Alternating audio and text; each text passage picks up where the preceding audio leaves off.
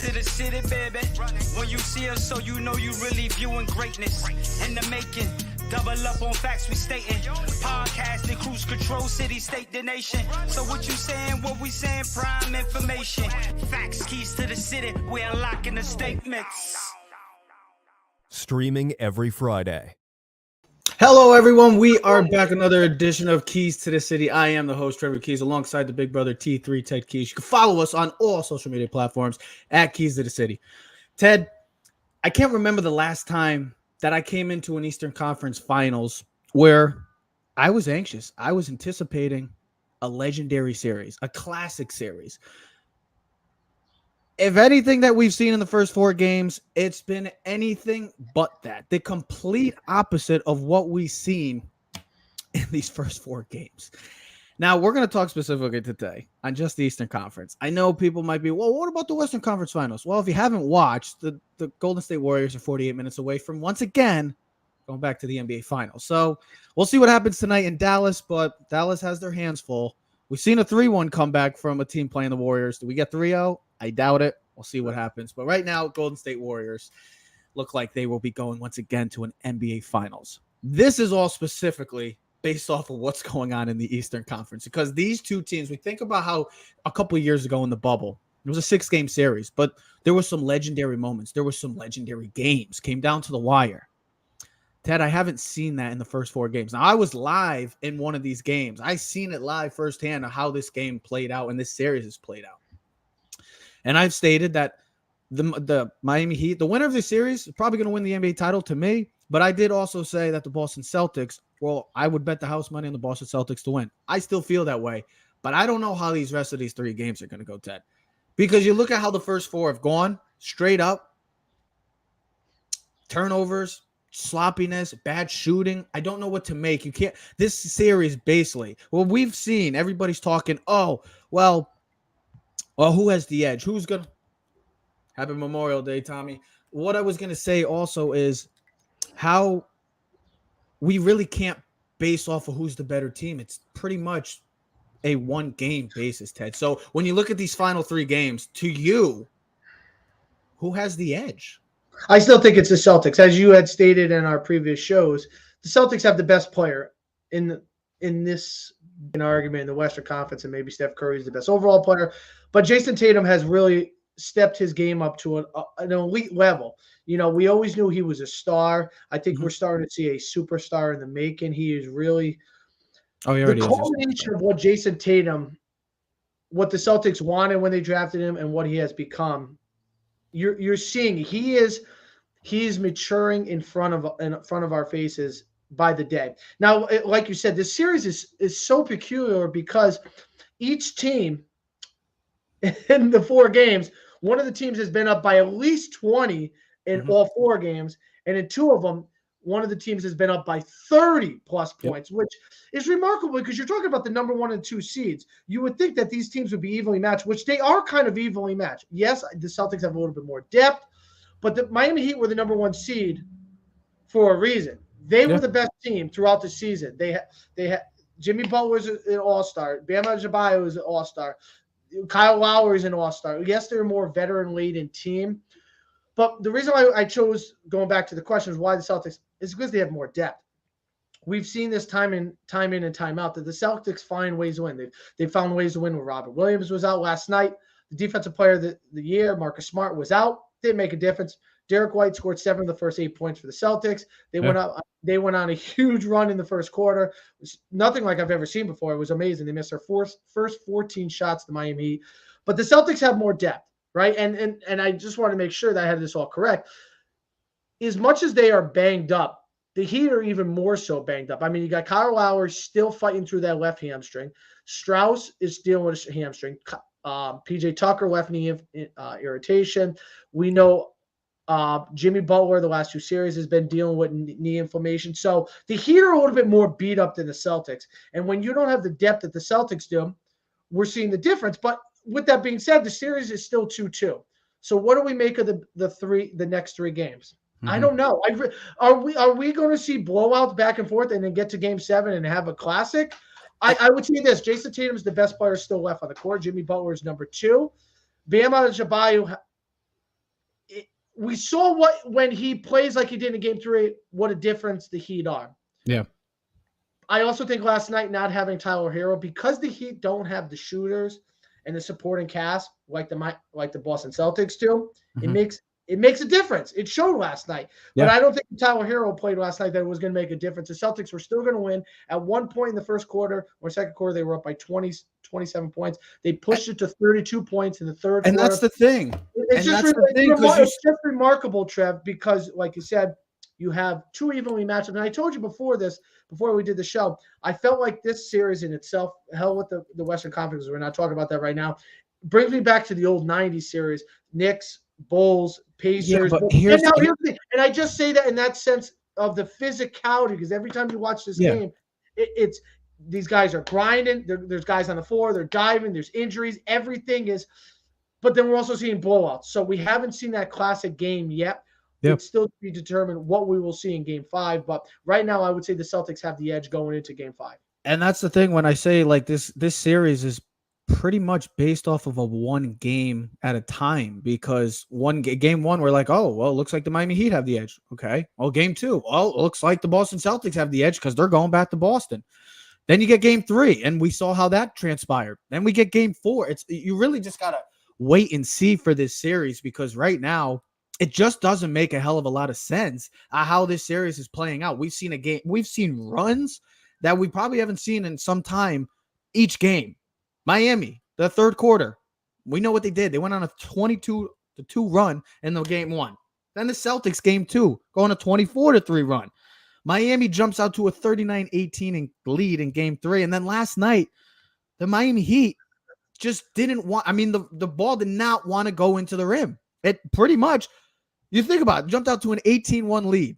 The Heat didn't score their first basket until Victor Oladipo hit a 3 with about 3 minutes left in the first quarter. 18 points total last night by the Miami Heat. Lowest ever by a starting 5 in a playoff game since they started tracking starters back in 1970. So last night was just kind of a culmination of so far of what this series has been. Yes, we like to say, oh, well, the Celtics, oh, they look great. They look like they're the title favorites. I get it. But then you come back and you see the Heat, what they do. Both of these teams, when we talked about it at the beginning, before both of these series even started, you look at how different the Western Conference matchup was. And you saw how similar the Eastern Conference Finals was going to be between the Heat and the Celtics. Both teams, great, tough, nitty-gritty, make you uncomfortable when it comes to the defenses. Their offenses, you got stars, you got players. But that's like been the telling sign, is that which defense is going to give up that, I guess, that have that off game. Whereas one game, it's the Celtics defense that's just making the Heat offensive game plan extremely uncomfortable. And then the same thing is replicated with the Heat. It's just been an ongoing, like, whoever's got the hot hand, I guess, as a team. It's a roller coaster ride right now. It's seesaw. It doesn't make sense. Well, and if you look at game 1, you start with game 1. You take away that third quarter for the Celtics. The Celtics had a realistic chance of stealing game 1. They did not. Okay, whatever. He held home court. Game 2, Celtics came out and dominated. Yeah. You were there. You saw it. Just totally. And you know what I'd also say, Trev, is you can tell almost who is going to win by the end of the first quarter. And the reason why I say that is because look at the dominance you see. You saw the Heat come out game 3, boom, and took it right to the Celtics. Literally took 100%. It right, and they were dominant. And then the Celtics were trying to play catch up. They never were able to catch up. He held strong, even with Jimmy Butler sitting out for most of the fourth quarter. I don't know what to make of the next 3 games, because the first 4 games have been Heat dominant, Celtics dominant, Heat dominant, Celtics dominant. Like, one of the guys said, and I'm repeating myself, each one of these teams had led by 20 points at one point or another in each of the 4 games, and 2 of the games they've led by at least 30 points. That's remarkable to think about. We're in an Eastern Conference Finals. We got the number 1 and the number 2 seeds. We got 2 teams that, if you think about, are built very similar. Hard-nosed, physical-minded teams, defense. One coach in Eric Spoelstra, we know what type of coach he is. He's always in the running for Coach of the Year. We have another Celtics coach first year, but we know what he brings to the table. Celtics are 5-0. That's that higher. You look back at that.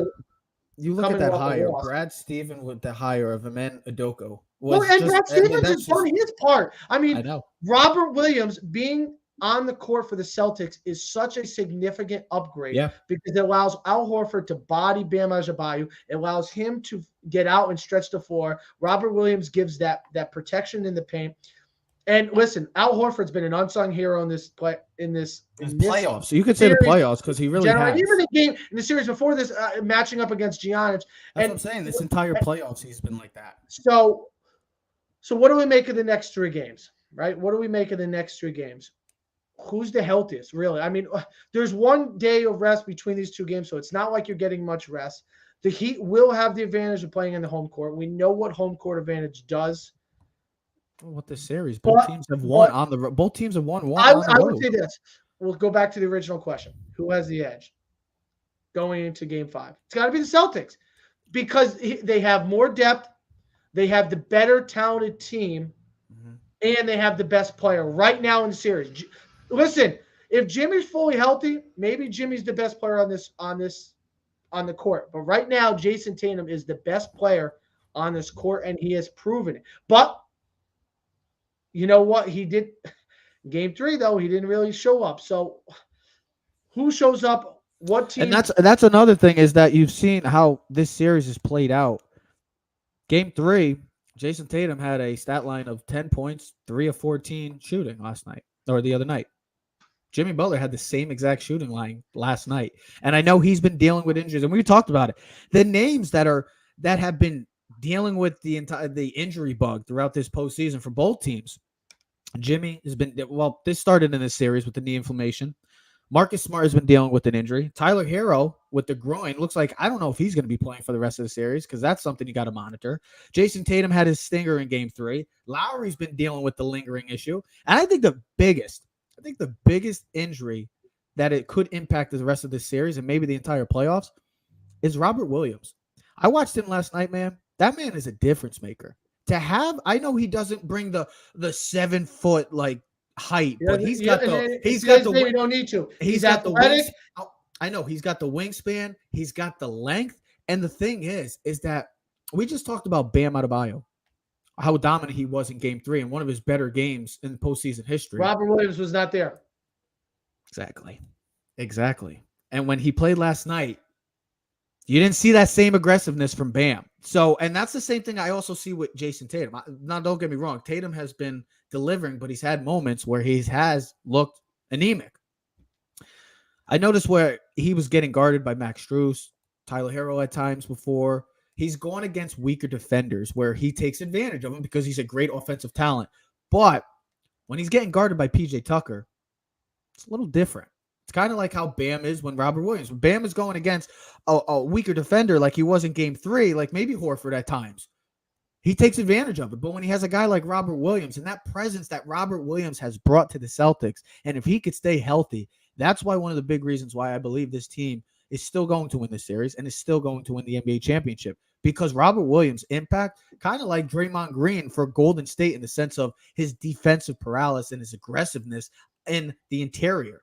And if he can stay healthy, and I did see him limping a little last night, but if he could stay healthy, Ted, this Celtics team has a legitimate shot. It's just right now, looking through the first 4 games, I don't believe that there's great confidence in, like, to say, you can say, yeah, the Celtics are going to win Game 5. Do we believe that? Oh, yeah, the Miami Heat are going to win this. Do we believe that, though?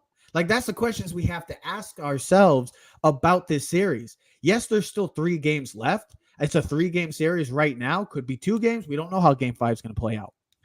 And I know that gets people excited. But with the way this series has been going on for the first 4, it's been anything but exciting. Because, like you said earlier, Ted, the game has been pretty much, like, answered within the first... Like, last night's game was over in the first 10 minutes. The Celtics game, Game 3... felt like the game was already over, even though the Celtics made the miraculous comeback and almost won the game. You almost felt like the game was over. Game 2 was like, okay, it was 70-45 at half, and you're like, this game's over. Like, you just felt already like the game was over. I know Game 1 was different, T, but you just get that feel that Well, that's what I was saying. the first 10 minutes really dictate the rest of the 38 minutes. You almost knew by the end of the first quarter and going into the second quarter what type of game you were going to see. I mean, and in game 3, even here's the thing: Marcus Smart gets hurt, Jason Tatum get hurt. I mean, you didn't know what to make of this. No. Listen, this is go back to old WWE, man. Last man standing match. Whoever's the last man standing to survive. Listen, you called this a war. You called this a war. That's the thing. And I was kind of like, I don't know if this is a war. Is really not a war. Is a back and forth action. Dude, this is a war. These guys are physically going at each other, beating each other up. And you named, I mean, there's 8 guys you can name on the injury list. Questionable every night. Tatum, Smart, Robert Williams, Strauss, Lowry, Jimmy Butler, Tyler Hero, PJ Tucker. I just named 8-9 guys that are dealing with injuries. I know. And the only thing I would say that helps the Celtics is that they have more depth right now. They have more depth, and they've proven they can win without Robert Williams. They've proven they can win without Marcus Smart. The Miami Heat have not been able yet to prove that they can win without their guys. For me, the 2 keys are going forward with the next 3 games. It's not going to be the superstars. Obviously, people are going to be like, "Oh, Tatum's got to be great." Jimmy, well, we'll see what happens with Jimmy with the knee inflammation. To me, it's the 2 big guys. It's Robert Williams and it's Bam Adebayo. If Bam Adebayo can play the way he did in Game 3, the Miami Heat are going to have an excellent chance of representing the Eastern Conference in the NBA Finals. If Robert Williams plays the way he does defensively, what he brings defensively, the Boston Celtics will win the Eastern Conference Finals. I know everybody could say, "Oh, well, Jason Tatum this or Jimmy Butler that." Those guys are going to do their thing. Regardless, if Jimmy's healthy, 100% healthy, he played last night. Probably wasn't the best decision because he had an awful game, but still, you want Jimmy Butler 100%. I know Jason Tatum and Jimmy Butler are going to do theirs, but to me, it's kind of like the offensive line versus the D line in the NFL, Ted. It's that interior matchup between the bigs. Whoever gets the better push and whoever the more aggressive team is going to, or player in this standpoint, is going to win this series. I know it sounds crazy because there is a great, great deal of talent on this floor for both teams. But that's me. That's what I think. And that's what I see. That Bam needs to be more aggressive. And we already saw that he could be. And Robert Williams just needs to stay healthy. Because if he does, one of these teams are going to win. And it's going to be due to the big men. But the thing is crazy. We did talk about how great these defenses are. And it's really been the ultimate X factor. Because both of these offenses at times, turnover-wise, it's made each possession for both of these teams uncomfortable. We're going to see what happens with the rest of this game. But to me, if I had the edge for the rest of the series, can I just do a toss-up? Can I just do a heads or tails to pick? Because right now, you can't sit here confidently and say who has the edge. And well, here's the other two factors. I was just going to finish. You got the Miami Heat, who have finish. 2 of the 3 games home. So that's a factor. That's a major factor. I get that. So Game 7, Miami, and we know when you're home, the bench always seems to play better at home. But the better team with the better player is the Boston Celtics. So, like you said, seesaw battle. Something's got to give. That's all I'm trying. I had the Celtics in 6. So I had Celtics and Warriors. I had Celtics in 6 too, but I also had I had the Celtics and Mavericks because I really thought that maybe the Mavericks would pull like a Luka, or this team would pull like an AI, the 2001 team, Sixers team, that would just get through because he's that good, and the team would just deliver like they did against the Suns, and I've been anything but that. But the way these 2 series have been, I guess we shouldn't be surprised with the Western Conference. We certainly are surprised with the Eastern Conference Finals. But like I just said, to make my final point is, if you came to tell me that one of these teams has the edge in the rest of this 3-game series, and you could confidently pick one of those teams, you're lying to yourself. Because each game has given you anything but confidence of who's going to win this series. We're sitting here at going into Game 5, 3 games left, and we can't say who's coming out of the Eastern Conference. And if you think that, you're lying to yourself again. So to me, I'll give the slight edge to the Celtics because I picked the Celtics to win. but I'm not saying it confidently. We'll see what happens though. It's been anything. It's been fun to watch in the standpoint of like, just like, you're kind of like, what the hell's going on? Why is this happening? This is not supposed to be happening, but it is. It's occurring. We'll see how happening. Why is this happening? But we'll see how tomorrow turns out. Game 5 will be in Miami, FTX Arena. We'll see what happens. Game 6 will be Friday. And then if there is a Game 7, it will be Sunday night back in Miami. I'm trying to get tickets. I ain't gonna lie. I'm gonna try to get tickets to at least Game 5 or Game 7. I gotta check it out, bro. Come on, dream come true. Gotta continue it. Gotta keep representing Keys to the City. But we'll see what happens. All we all know, it looks like the Warriors could be closing out tonight, or will the Dallas Mavericks keep their season on the line going back to Oracle Arena? We'll see what happens with Golden State. Is it still Oracle? I know they got the new arena. Is it still called? No, I forgot what it's. It's not like the Lakers where it's like Crypto Arena or something now. It's, I don't know what it's. I forgot what it was called, but we see if Dallas Chase Center. The Chase. Thank you. I still get confused sometimes with the stadiums, but we'll see what happens. Anyways, ladies and gentlemen, you can check us out on all social media platforms at Keys to the City. We'll be back later in the week to discuss maybe a possibility that we could have a closing series in Game 6 between the Heat and Celtics, or we'll see what happens with the Western Conference Finals too. Plus New York Yankees and more NFL talk coming soon. Ladies and gentlemen, we are Keys to the City. We are out. Yeah. Keys to the city, baby. When you see us, so you know you really viewing greatness in the making. Double up on facts we stating. Podcasting, cruise control, city, state, the nation. So what you saying, what we saying, prime information. Facts, keys to the city, we're unlocking the statements. Streaming every Friday.